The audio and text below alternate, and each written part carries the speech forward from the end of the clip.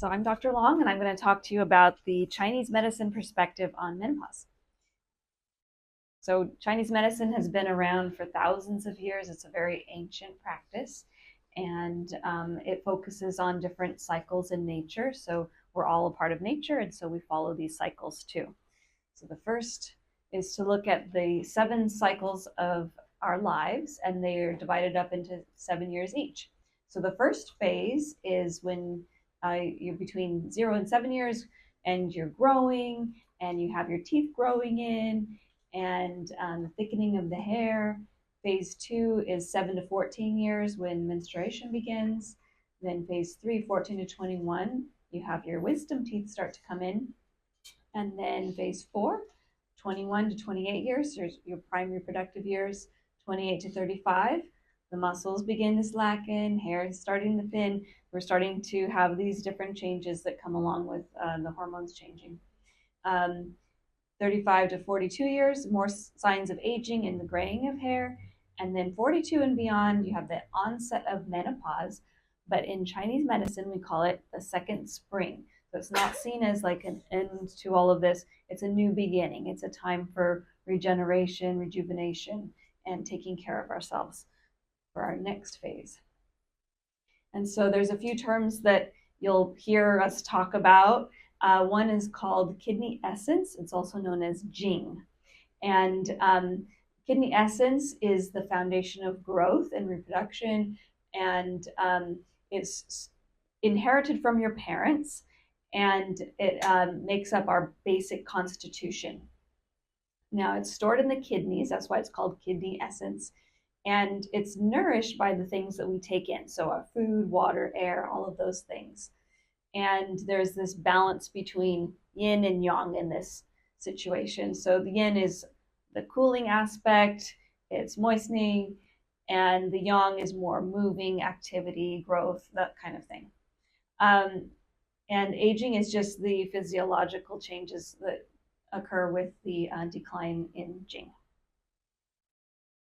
And this is just to kind of get more familiar with these terms. So we talk about Jing, Qi, and blood a lot of times in Chinese medicine. So Qi is the energy in our body, the energy it takes to do different activities, anything active. Blood is what nourishes our body, and the fluids also help to moisturize and nourish our bodies too. So as you can see, there's Qi, and over here is blood.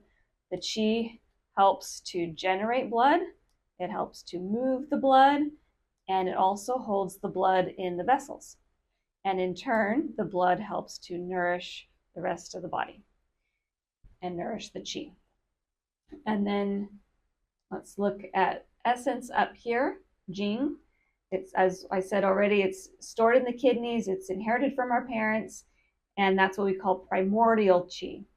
Then the air and the food and water we take in, that is also contributed to what is combined with our primordial Qi as our normal Qi.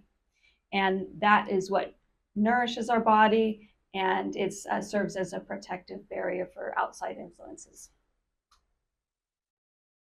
And as we are having this change in the levels of Jing, we have the symptoms of menopause. So night sweats, hot flashes, fatigue, sleep issues, body aches, things like that. And so good news is acupuncture and Chinese medicine can help with this. So first, we'll look at acupuncture. How is it helpful? So acupuncture affects the hypothalamus, which is our temperature regulator. And so it helps to balance things out so that you have reduced hot flashes. It also stimulates the release of endorphins, which are known as the feel-good chemicals in our body. Helps to reduce anxiety and promote relaxation.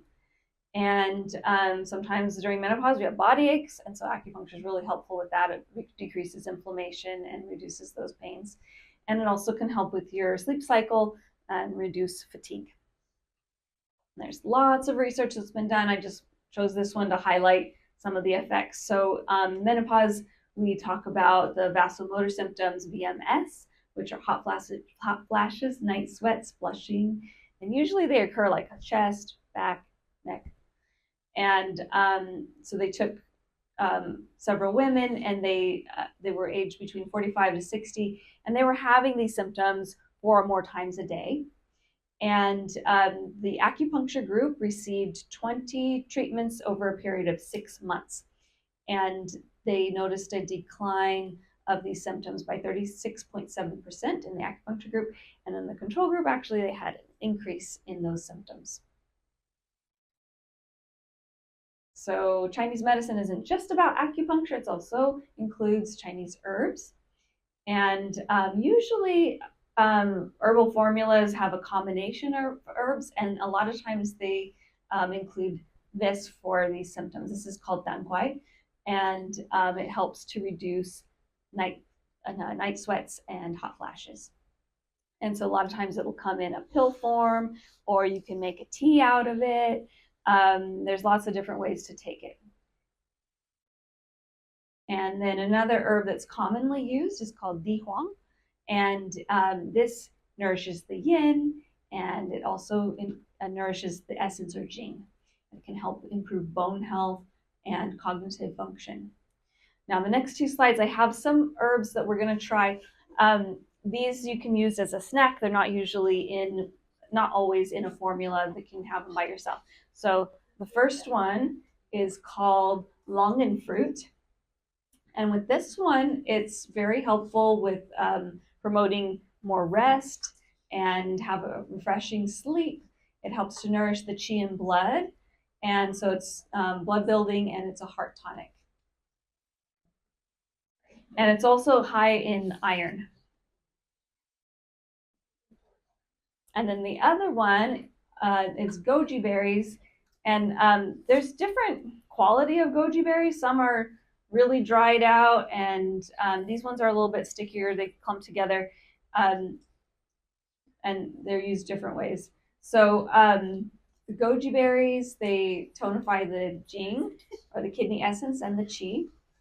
It helps with your mood, and it's blood building, and it's also anti-inflammatory. It has lots of antioxidants. It's rich in vitamins and minerals.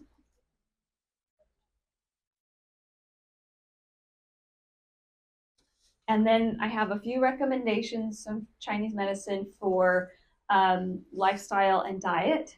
So if we're having a lot of these heat symptoms, we don't want to add to it. So some things that increase heat are alcohol, coffee, and spicy foods. So it's best to reduce those, try to eliminate them if you're having those symptoms. And then to include things that are yin nourishing. Those can be, usually they're like dark colored things. So black beans, kidney beans, black sesame seeds, and dark berries. Berries are very good for this. And high protein foods, including fish, poultry, legumes, nuts, and seeds.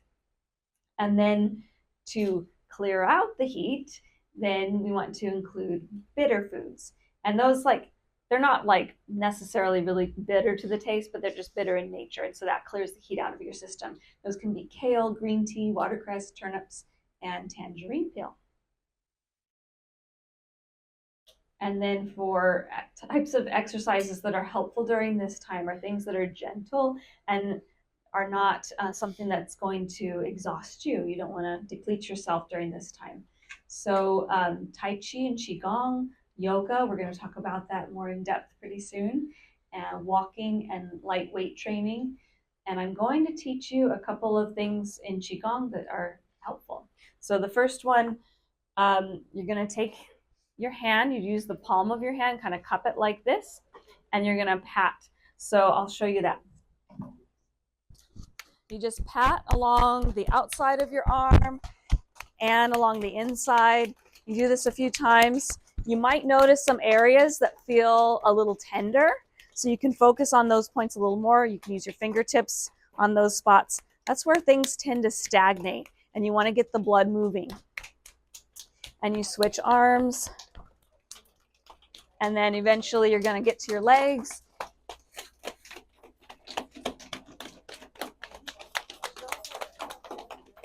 And you should be doing it strong enough that you can feel the circulation moving. And you can get your back and your belly and your head and your chest, just everywhere. Okay, that just gets your circulation going. It helps to get your body functioning better. And then there's one Qigong breathing technique that you start with your hands like this, and you breathe in and you bring your arms up, and you breathe out as you come back around. This one is called lifting the sky. And we'll do one more.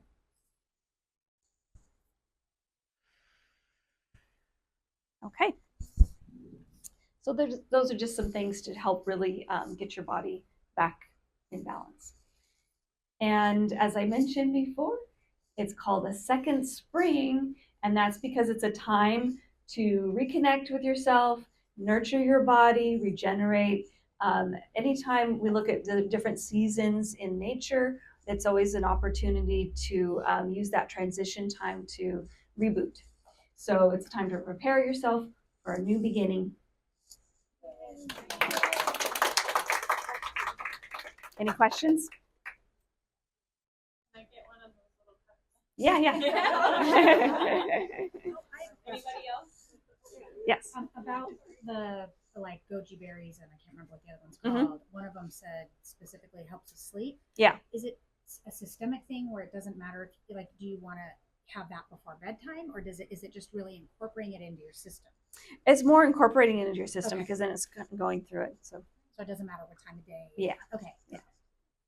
And you can just snack on them. Yeah. The tapping, is there like a period of time that we should do that for, or is it any time we tap? You can do it anytime, but I would say at least, like for a few minutes every day. It feels really good to do it in the mornings. Okay. And then maybe like in the afternoon when you're having that little slump.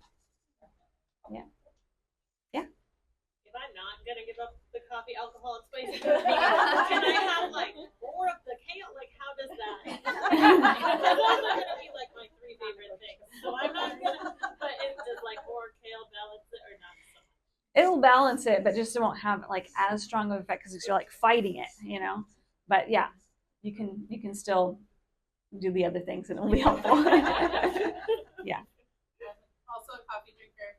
But does the coffee intake through the day create more night sweats because of the heat you created in your body? Yeah, it just adds to that heat. So you experience this kind of change in the heat in your body because it's a balance between yin and yang. And so you start out, they're like equal like this. And as the yin starts to decrease, then this heat is felt more. And so if you're having that heat sensation and you're adding more heat to it, then that's going to increase even more, and you don't have as much yin to balance that out. Yeah. How does the Chinese medicine work alongside sort of traditional or like Western medicine? Like, help, I guess, I'm assuming it's complementary. Yeah, I was just going to say it's complementary. So you can be doing all sorts of things while you're doing the Chinese medicine. Yeah, it's good support for either way. Okay.